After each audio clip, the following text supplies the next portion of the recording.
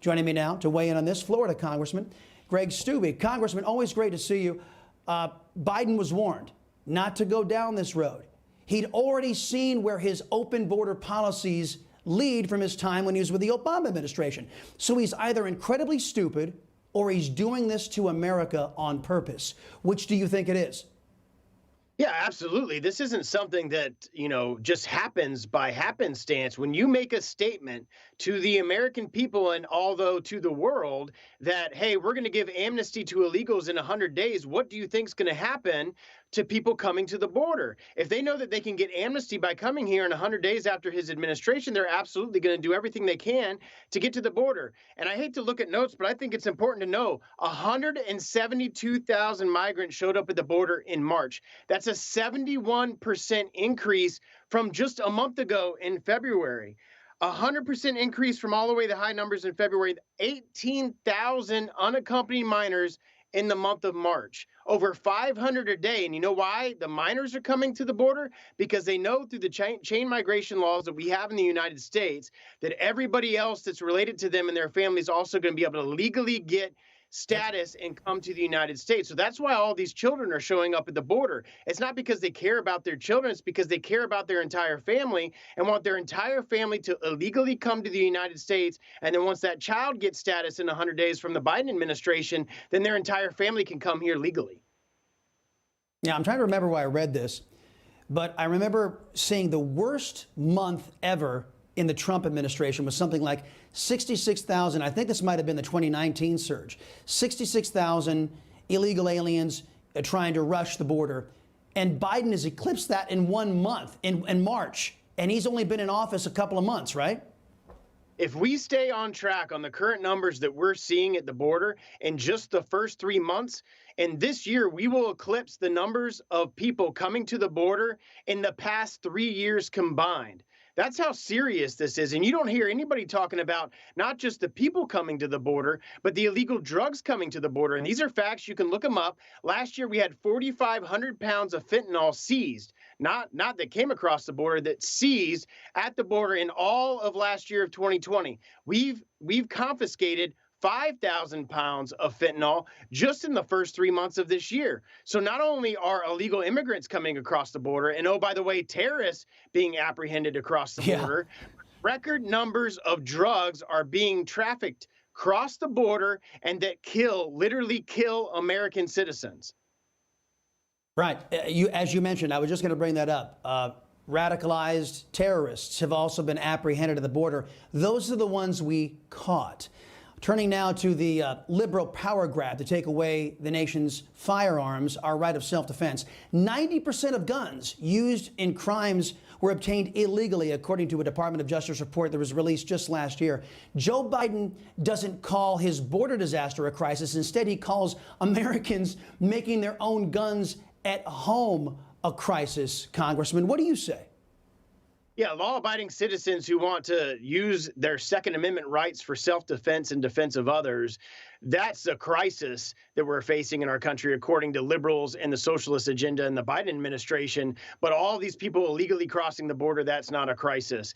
They are going to continue to try to do everything they can to take away your Second Amendment rights. And if all of these bills and all of these executive orders were passed before all of these mass shootings that we have had, Sandy Hook, Columbine, Marjorie Stoneman Douglas here in Florida, not a single one of these changes that the left wants to make would have prevented a single one of these tragedies, because law-abiding citizens follow the law and criminals don't follow the law. In fact, a lot of these individuals passed a background check when they purchased their firearm and went and then committed the atrocity. Some of these individuals were actually on an FBI watch list, but not flagged in the NICS system to prevent them from purchasing a firearm. That's the type of things that need to be fixed to ensure that our citizens are safe from people who want to commit crimes in our country. Yeah, we were discussing this just yesterday with Senator Ted Cruz, and we were talking with him. We pointed out that if you look at the Dylan Roof case, you look at what happened in Spring, Texas, those individuals failed background checks. It was the government's failure. So Biden says he wants to, and all of his socialist Democrats, Congressman, they want to take away our right of self-defense. against every single time the government fails. They want us to be like lambs to the slaughter and not be able to defend ourselves. And what I say, and I'm interested in hearing what you say about this, what I say is that the next time the government fails, I damn well be able to protect my family, and every citizen in this country ought to be able to protect their family the next time the government fails. Because here's what I know, Congressman, the government will fail. Why? Because it always does. Well, and you can't carry a police officer with you everywhere you go, which is why we have the Second Amendment to be able to protect yourself and your family and others. You should be able to lawfully, if you're a citizen, a law-abiding citizen, you should be able to purchase a firearm and carry that firearm where you feel necessary to protect yourself and your family. And what the Democrats are doing are taking small steps as much as they can during this administration. You've already heard Biden talk about magazine bans, there's not assault rifles in my opinion, but AR bans, semi-automatic rifle bans. That's what they ultimately want. And that's the firearm that's going to protect you from terrorists and from other people that are trying to harm you. If there was a single individual at that supermarket in Boulder that was able to engage that shooter when he walked in with an AR, they could have stopped the deaths of numbers of people. And that's what need to be focused on. And that's what's happening in our country.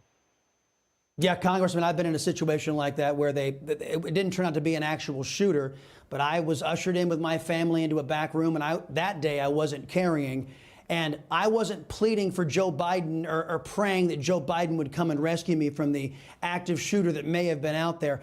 I was wishing that I had decided to take my firearm with me so I could protect my family. And every American thinks like, at least common sense Americans think like that, not like Joe Biden. I want to turn to the packing of the courts. In 1983, Mr. Biden said that packing the courts was, quote, a boneheaded idea when FDR tried it. Now Biden just signed an executive order to form a commission to study reforms to the United States Supreme Court. Congressman, as a member of the House Judiciary Committee, what steps can the GOP take if the socialists try to pack the courts? Well, you know that the GOP and Republicans are going to fight this at every step that we can. Obviously, the bill will likely pass the House just by the majority the Democrats have, although there's such a slim majority now. If 3 Democrats side with Republicans on some of these far left progressive agenda items, those bills don't pass the House floor. But thankfully, something like packing the court will require Joe Manchin and others to do away with the filibuster. They've said, and Sinema has said, they're not going to do that. So hopefully that rings true, because if this becomes a 50-50 shot in the Senate, I have real fear for the policies that will affect our country. I'm afraid that in 5 years, we're not going to recognize what our country looks like if that happens. But as of right now, they've both stated publicly that they're not going to vote to do away with the filibuster, which means they need 60 votes in the Senate. So I certainly am not optimistic that a bill like that wouldn't pass the Democratic Pelosi-led House. But I hope that it wouldn't pass the Senate. I know for a fact they're not going to get 60 votes in the Senate to pass something like that. And also want to talk to you about voting integrity. Georgia's Secretary of State Brad Raffensperger says 3 counties violated absentee ballot regulations during the 2020 election.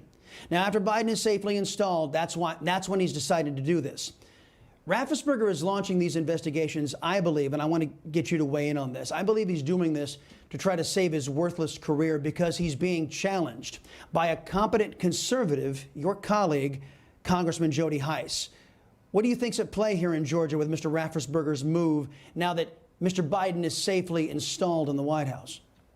Well, first of all, I think Congressman Hice is a true conservative and would do a great job if he got elected to that position. And just like you said, the opportunity to fix a lot of these problems were long before the election in 2020 for the presidential election. He never should have entered into that consent decree that he entered into. And what he did was unconstitutional. It violates Article 1, Section 4 of the United States Constitution that says that the state legislatures determine the time, manner, and place of elections, not governors, not courts, legislatures of the state. And so that's why I voted for the objections, and many of us did. There was 147 Republicans that did, because the actions that the states took, like that, the Secretary of State there in Georgia, violated the United States Constitution. So he's going to have to answer for that decision that he made in the 2020 election. And I can tell you, having worked with Mr. Hice of Georgia, he's an excellent candidate, and I would support him wholeheartedly for that position.